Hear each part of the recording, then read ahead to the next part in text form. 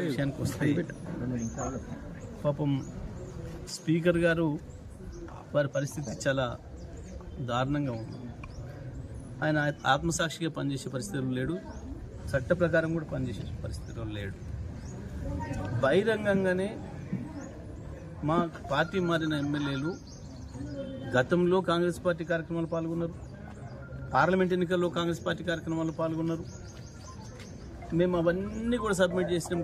Congress party సమావేశాలలో పాల్గొన్నారు, హైదరాబాద్లో జరిగిన ఏఐసిసి సభలలో పాల్గొన్నారు.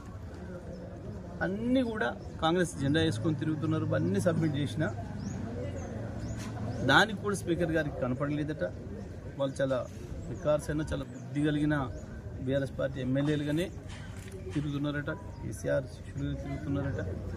మరి నిన్నివాళ గత వారం రోజులుగా ప్రతిరోజు మీడియాలో వస్తుంది, కనబడుతుంది. గద్వాల ఎమ్మెల్యే స్పష్టంగా కాంగ్రెస్ ర్యాలీలో పాల్గొని కాంగ్రెస్ అభ్యర్థులకు గెలిపించుకోవాలి మనం అని చెప్పారు. జగిత్యాలనైతే స్పష్టంగా జీవన్ రెడ్డి గారు బహిరంగంగానే స్టేట్మెంట్ ఇచ్చిండు. మా 30 సీట్లు కాంగ్రెస్ పార్టీ సీట్లు ఎట్లు ఇస్తావు నువ్వు, నేను ఎట్టి బస్సులో ఒప్పుకోను, 50 సీట్లు నాకు కావాలని.